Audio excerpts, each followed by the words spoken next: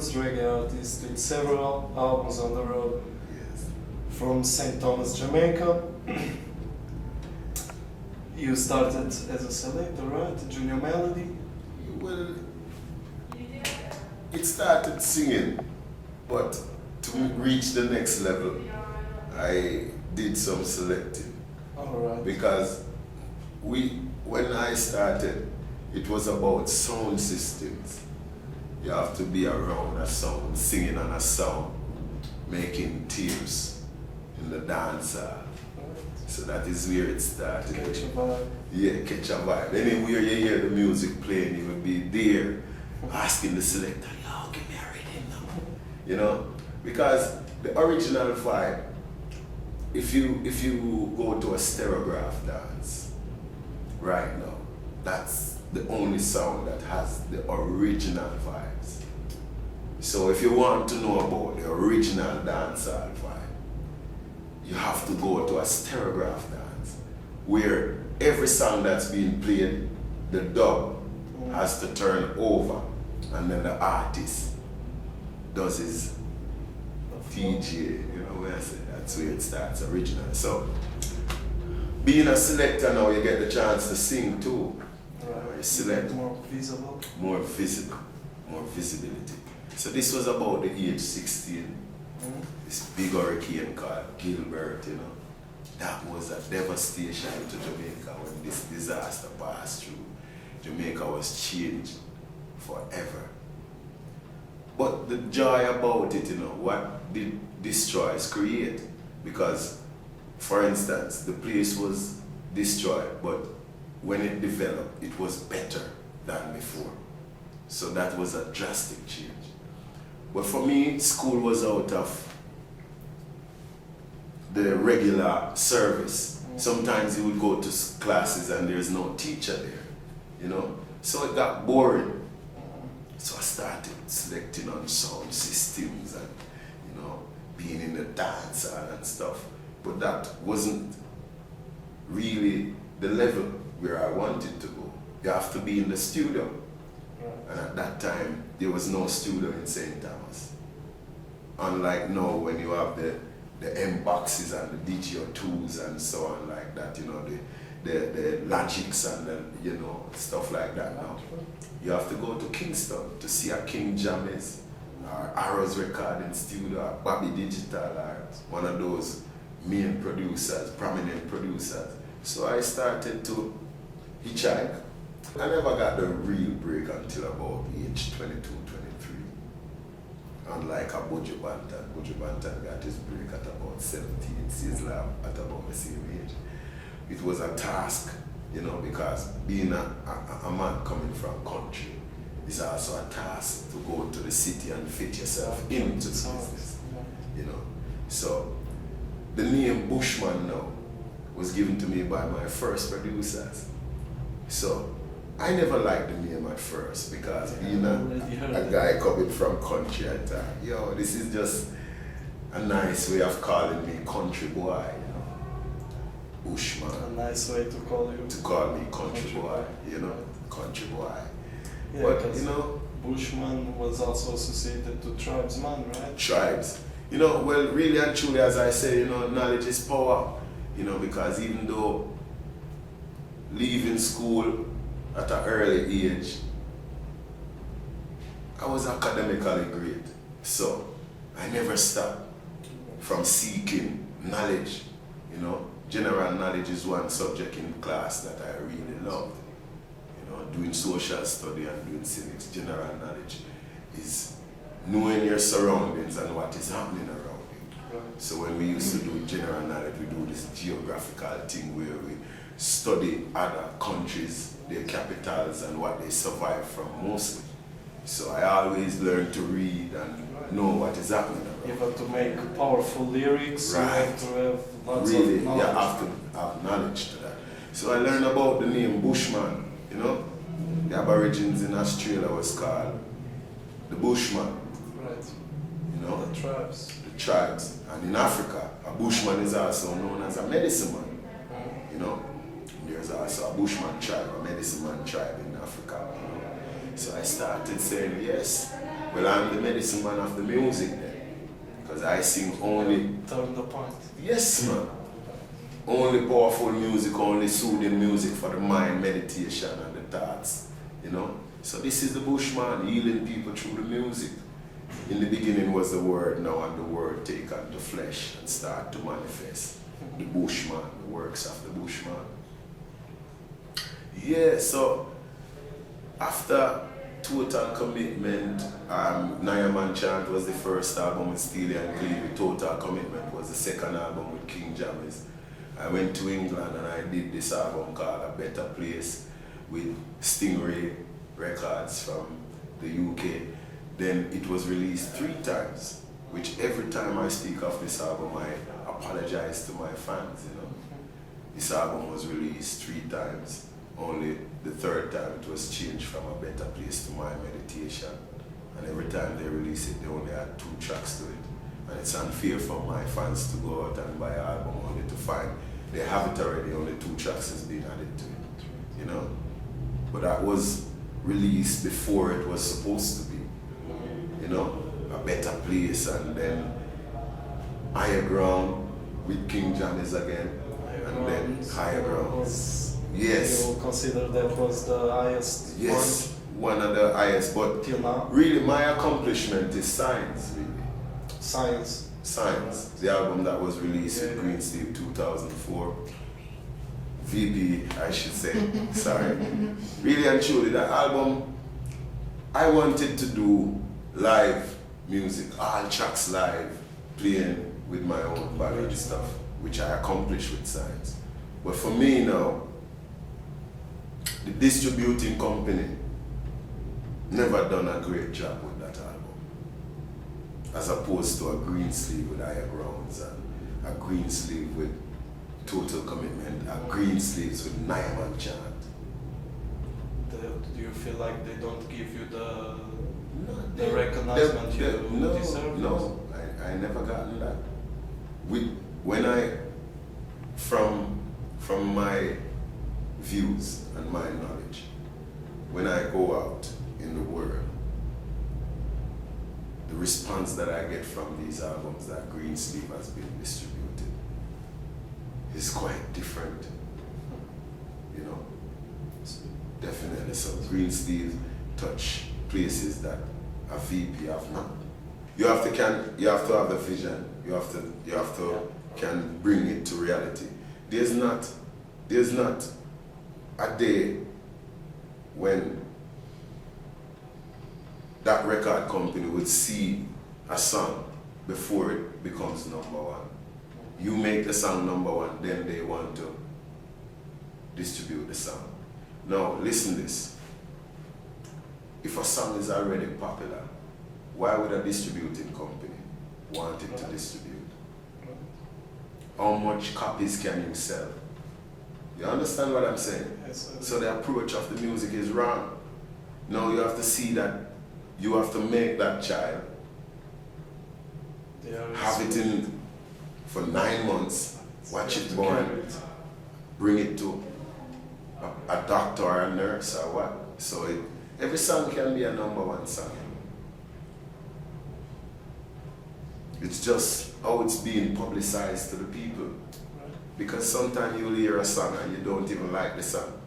But after it's being played so many times, you hear it on the radio, you hear it there, you hear it. Then you're distracted singing that song. You find yourself singing the song. Right. Because subliminally it's working here. Because music is power, you know. Now these are the things we should adopt in reggae music. One of the problems that I find in reggae music, that there are a lot of people who are working in the music who's just working for the monetary aspect. Now if you do the music and do the music with the love of the music, then money will come. Yeah, man. Because if you do it and love is in it, yeah, everything will happen, man. Because people will feel the energy, man. And people will come and freely. Showing love to you. Yeah, freely. Everything will just happen because that is the other of the day, love, you know. And that is where it is. We have problems with that. So over the years, I have been spending time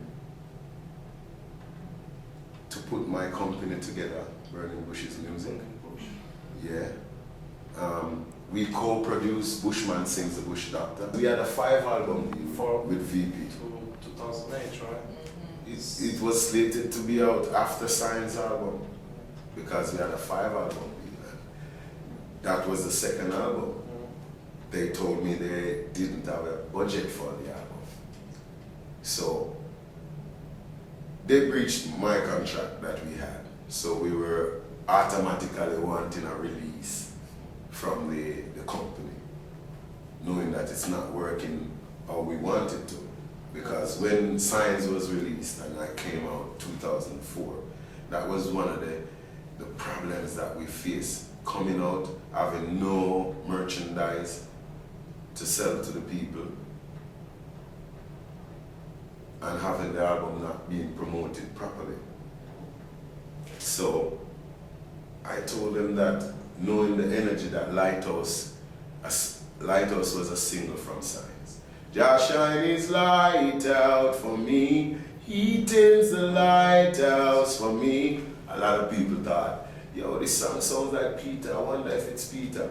So that is what draws my attention to Peter more, because Peter has been an influence around me from a kid growing up, knowing that I grew up in a Rasta home, where Bob Marley, Peter Tosh, Jacob Miller, Bonnie Wheeler, the whole of them ancient singers, they play a great role in my life, you know. So I said, I'm going to pay homage to Peter, you know, knowing that everywhere we go, people always say Bob when they find out we are affiliated to reggae. They say Bob, which Peter is great also.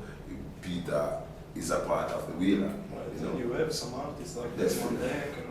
So too, he was one of the founders. One of the fathers of the music. Dan Carlos, which brought up a era of singers. Juna Reid. When you say Dan Carlos, you have to think about Juna Reid, Michael Rose, Yami Bolo. Seeing Red Rose. Right? That is 4. Because the continents, you know, one continent's bright as the other. I learned from you, you learn from me. It's you know, knowledge is the power. So definitely, Bushman Sings the Bush Doctor came around now when I went to Donovan, Germany, and told this man that link up VP for me because I really need to get a release from this album. This album is really, this contract is really voiding me from working with other companies because I'm tied up in one contract. You know? So we spoke on a conference and I mentioned Bushman Sings the Bush Doctor, which draws Donovan German attention to just the topic, Bushman Sings the Bush Doctor. You know? Yeah, from VP. Yeah. So he called me saying that he likes the sound of this, Bushman Sings the Bush Doctor, and he'd like to produce. So I told him, no, Rasta, not like that. If we're going to produce, it's going to be Bushman, Burning Bushes Music, and Penthouse Records. Right. So we agreed. We never had a black and white agreement, but we agreed. So we started working. Burning Bushes Music is the one executive producer. Penthouse is one. But in between that, people started moving on fear. It wasn't even my thought for VP to have the album. Right. And then VP took control. Donovan Germain and VP almost trying to push me out of what? It's not fair. My vision and everything. They took your vision. Yeah, so this album now I just let it go because it's not about me, it's about the people and it's about Peter, a tribute to Peter Tosh. I literally leave them to put the album out without no advance or anything. And to this day I haven't seen a statement from that album. And I have to buy the album from VP for $6.50. You have to buy the album to go on tour with. You hear me? These are the problems that Burning Bushes Music face. I purchased them. I have Listen, receipts. I have receipts and everything, man, and I'm not afraid to tell anyone who interview me what is really happening in the business. This is why Bushman gets so much burning, and they try to force me away and less publicity and stuff like that. They know that I know what I'm doing. For me, it's I was not expecting growing up listening your songs, knowing the dimension of your work. I can understand. That is where the music. That is how the music. All right, David Radigan send out an email blast one time speaking of the music, and he's saying how much the music has changed. He's like, having one sending a 45 via email is not even there. He was like having that 45, that vinyl, without the artist's name on the vinyl, seeing that white label with a pen writing the title of the song. He knows that he's one of the first disc jockey who is going to play that song, and he owns a piece of the music, because that vinyl goes to show that he has piece of the music. Now with an MP3, anything can happen. Right. You know what I'm saying? I was the one, when Brand New Second Hand released as one of the singles from Bushman Sings the Bush Doctor, I was the one who went to VP, forced them to print 200 copies of Brand New Second Hand. And I never had hands to get rid of 200 copies. Because there are places in Manhattan that don't play CDs, clubs in Manhattan that only play vinyls. And to be in those mainstream, you have to be printing vinyls. You can't exclude vinyls. But the vinyl here in Europe is dying. It's dying, but it's people dying. Still do. Yes, still. People still. You But, have to print only- the vinyls. only collectors. Only collectors. Yeah, but- Only for collecting. But for collectors, you still Not have for to the have sound vinyl. system. I'm not Nowadays, saying, I but think- I still think we should have at least Yes. 200 vinyls printed. Right, for sure. That is to me, having a song officially released is to have a vinyl in your hand. Yeah, I think so too. That is how I think a song is officially I agree released. with Having a vinyl in your hand. Yeah. Right. At least 200, man. You know what I'm saying? So basically now, Bushman Sings the Bush Doctor is a great album. You know? The approach of the album, the production, I am not even. I never even loved the way the production went down, because rhythms were being made without my presence. Now, for me, making rhythms without the artist's presence is not great. It's good for the band and the artist to be in the studio. Every time you play a Wailers music, it sounds like it's just made. Why? Because everyone is there playing one time, one art. It's 10 people, but it's one beat, one art beat. That's what about training. That's why these music cannot die. We aren't making these music no more.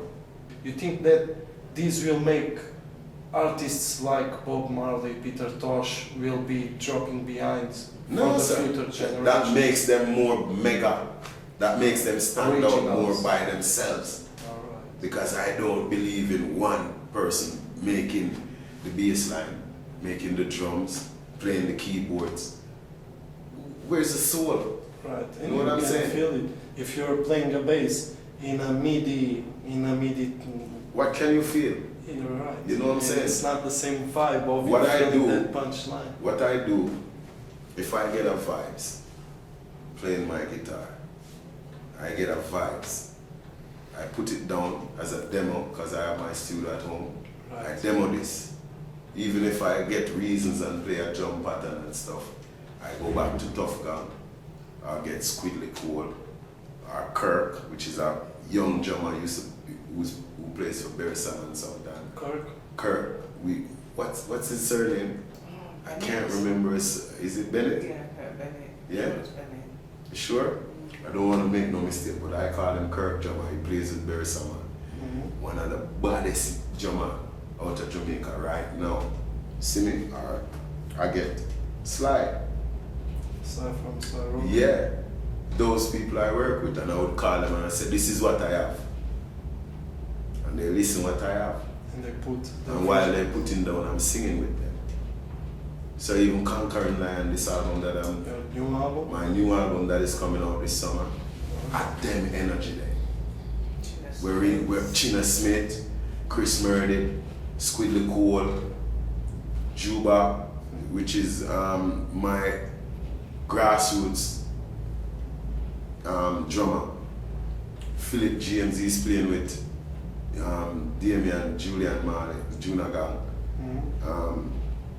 We have Strickland Stone, one of the young bad bass player. He plays with People Jack from France. They made an album with People Jack. People Jack from out of France. They made that the first album that went platinum in France. My band members are responsible for that. This Marijuana on the Corner rhythm. Marijuana on the Corner. My band members made that track. From Homeground. Yes, from Fifth Element, I think. Homeground, no more Babylon. No more Babylon band. No, grassroots band. Grassroots band. This Marijuana on the Corner. Yeah. Fifth Element produced that, you know. So those guys are good musicians. That's how we were, you know. So this album now, Conquering Lion, we're featuring versions from Burning Spear, Marcus Garvey, The Words Come to Pass. You know, I said we'll do some more original tracks too. But like Marcus Garvey, Words Come to Pass, we have a nice song on that rhythm, you know, which I think the Europeans should love, you know. Ancients, you know. That is where it comes from. That is where the whole inspiration comes from. Repatriation. That is the reparation and repatriation. Now, as a child growing up, going to school, we mostly learn about the European history of Christopher Columbus. When we are learning about music, we learn about the great violinist. I think his name is called Andre Paganini. Paganini and them people that we learn about. When we are learning about artists who draws, we learn about Michelangelo and those people, European history. But Rasta deals with the history of black people, the history of the slave trade, and before and beyond, you know. So Rasta always turn Africans away from home, you know, eyes to home, because Marcus we see as our Messiah. Yes, because you have the prophet, the priest, and the king. Emperor Selassie, the kings of kings, lords of lords, conquering lion from the tribe of Judah. Marcus, which is the prophet, look to the east for the coming of a black king. Bob Marley, which is the priest, he goes on the platforms and he speaks. There's a natural mystic blowing through the air. So the whole energy connect, you know. It all comes from oppression, depression, brutality. All of these things it stems from. So it becomes a cry for redemption, for one to redeem themselves, you know. So ever since reggae has based on Africa, and heading forward to Africa. Yeah, we always heard reggae coming from Africa. True. So true reggae. Yes, artists. yes. So the whole thing is based on Africa. Well, for me now, I got the chance to go to Africa for the first time out of my career. It was last week. We spent a week in Africa, Ivory Coast, Côte d'Ivoire. We did 2 shows, Friday and Saturday night. And it was awesome, man. Being to Africa for the first time and, you know, just being around African people. Seeing people that you think you know, because we see people who looks like people in Jamaica. We see people who directly and say, yo, you look like Sam, or you look like, you know what I mean? Definitely, man. So it's that energy, and then, you know, you learn a lot of things I learned, you know, things that are unspoken, you know. For me, going to Africa, what I learned is to have an open mind. Because listen, Africa is so wide and big. You can't use one hemisphere to equate what Africa is. You have to be traveling around Africa. Because Africa is not only built up of poverty, you know. You have, the only problem I find with Africa is that the margin between the rich and the poor is very wide. You understand? That is the only thing I find with Africa. You know, I don't think there's no middle class in Africa. You know, there's just rich and poor. You know, that is what I see, you know. But one of the things that I think Africa is short of is capitalism. The people fail to capitalize on the resorts that they have. You know, and that's just the problem in Africa. You know, we black people, even in Jamaica, you know, we learn capitalism as a bad thing, which is wrong. We feel that to capitalize is bad, but it's wrong. To capitalize is good. To have a camera and think, what can I do to make some money with my camera? To have a computer and think, what can I do to make my life better with my computer? This is what I know, my computer. What can I do? My hammer and my nail. What can I do? This is what I know. I know I can do carpentry. What can I do to enhance my life with carpentry? So it's about capitalism. That's what life is based on. You know, until Africans pull their resources together and capitalize on it, then you will always see that big margin between the rich and the poor. Yes, That's true, is the words. Yes, for sure. In 2000, you have been here in Portugal. Yes. 2000, 2001. 2000. So, what are you expecting for tonight's show? The same vibe? Yeah, well, people come out to listen to reggae music. You know? It's just that for us to please the people, you know, for us to be ourselves and be natural and know that the people come out for us. It's for us to deliver to the people, you know. So the expectation is always mutual. You know, we do our best and the people do the rest. You know, it's a sound, you know. It's a redemption sound. Rastafari. We give thanks to the people of Portugal. There are histories in Portugal, you know, because Peter taught sing about a bit of European history when the Queen had these entrepreneurs and these explorers traveling, searching for more land. Christopher Columbus, Henry Morgan, Edward Hawkins. Teaching the youths about Christopher Columbus, and you said he was a very great man. Teach youths about Marco Polo, and they said he was a very great man. Teach youths about the pirate Hawkins, and they said he was a very great man. Teach youths about the pirate Morgans, and they said he was a very great man. But you can't blame the youths, and you can't fool the youths. You can't blame the youths of today. You can't fool the youths. It's a different world now, you know. So, you can go on the internet and learn. You can read books and learn. You can listen to music and learn. So, we learn a lot of things, you know.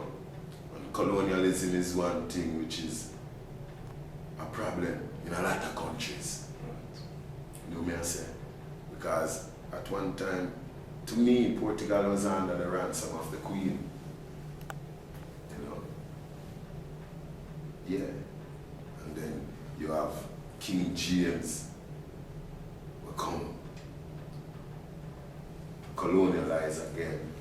So colonialism is one of the biggest problems. You know, we feel to satisfy with what we have for ourselves, and we tend to go and beat down the weaker nation.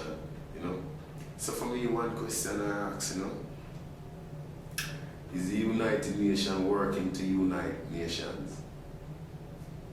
You know, one question. Answers, blessed love, you know.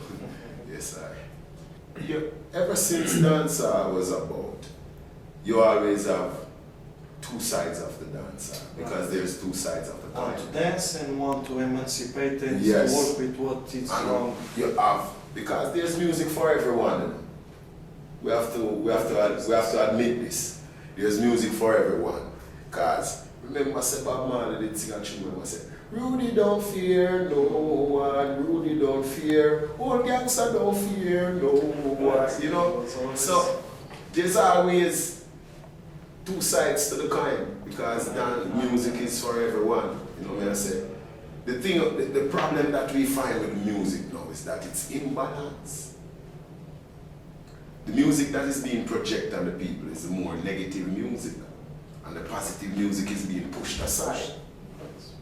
That is the problem that we find. So I think music needs to be regulated. You know, we should allocate places where certain music are being played. Certain music should never be played on ear. You know, certain music are only for clubs and dancehall, where adults go, who can clarify what is good from what is bad and can choose their destiny. You know what I'm saying? Because one of the things is that when I was a child growing up, you know, we used to listen to a radio called RGR, Radio Fusion. And I remember, you know, 2 to 6 Super Mix with Barry G, JBC, you know, Jamaica Broadcasting Radio, you know. Barry G, you know, was one of the main man who break the music. When you hear Barry G play a music, it is a hit. Right. You say, JDC, it's your boogeyman Barry G on the radio. You know what I'm saying? So he used to have this part where he bans songs not fit for airplay. So when he plays a song and you hear a bomb drop, that simply means you won't hear that song again on no radio. Only in the dance side you could allocate those songs. Now one of the difference now is that you used to hear songs in the dance hall for a year or maybe 2 before you even hear it played on the radio. Now it's different. Now you're hearing songs on the radio before you hear them in the dance hall. Now the selector is trying to play what he hears on the radio. You know, if Stone Love makes a mixtape and he plays a certain amount of tune and play them in certain pattern, then every disc jockey wants to play those songs in the same pattern. Because it's Stone Love. Stone Love has, if there are 7 songs on one rhythm and Stone Love only play 5, then every disc jockey only want to play those 5 songs. No one has their initiative, no one has their personal reason why they would play a song. Yo, only 5 songs we hear them playing and the song about. Remember me first play this. That was the uniqueness of dancehall and the whole issue of dancehall. When a song come and string up, he's supposed to play the most unique and usual songs you never hear before. And that in our days, in time when my dad used to promote dance and stuff, we know when someone come to play in dancehall, they don't play what you hear every day. They try to play some of the latest, something that you never hear, and that's what makes the sound unique. Now it's quite different. So I just think the music needs to be regulated. More attention is being paid to dancehall than roots rock reggae, which is the conscious side of the music. Because, you know, everyone has their opinion. Music is a platform to express yourself. You know? Right. So, a man can't come and say, oh, shoot down couple boy and burn up my weed and I have a lot of money in the bank and a lot of girls, and that's your expression, you're expressing yourself. You heard it in somewhere else. Right, you know? Right. And people will listen and feel joyful about it. because everyone has their kind of music, their general music that they listen to. You know, but it's just the regulation of the music.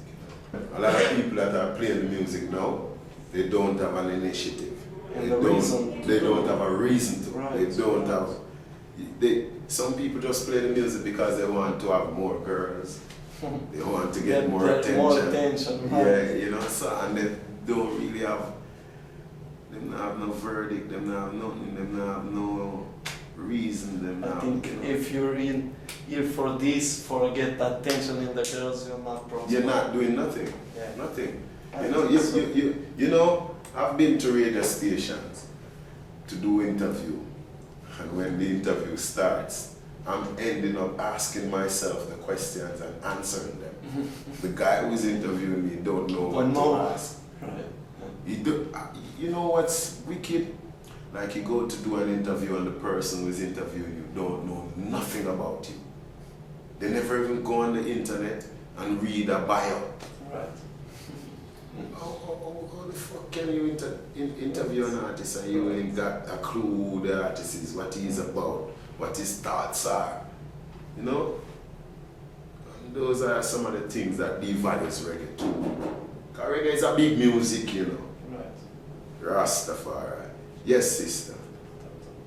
Reggae is a big music, very large music. Reggae, and I then again urge the promoters who are promoting reggae, the producers who are producing the music, the singers and the players of instrument, to do this thing with all your heart, with all the love you can put in it. Because guess what? At the end of the day, what you put in is what you take out. May I tell you that? And the music is, don't make it look like all the works that Bob put in, because when Bob used to tour, you know, they say that the world is getting more modern and things make easier. Bob used to tour with his own band, backline and everything. Now, today we're touring, and sometimes you can't carry your unit, you cannot carry your sound. The promoter is telling you that there's not enough money to finance, the budget is not. So I'm saying, yo, if I should compromise my sound, then 50% of my performance is gone. Right. For sure. So that is what, that too deteriorates the music, the performance, presentation. Choo choo. Rasta. Yo, this is Anayaman Bushman, and check it out. You got it locked to Reggae Vibes Forum. Don't move your dial. For edification and edutainment, just check it out. The Reggae Forum. Bless. Rasta.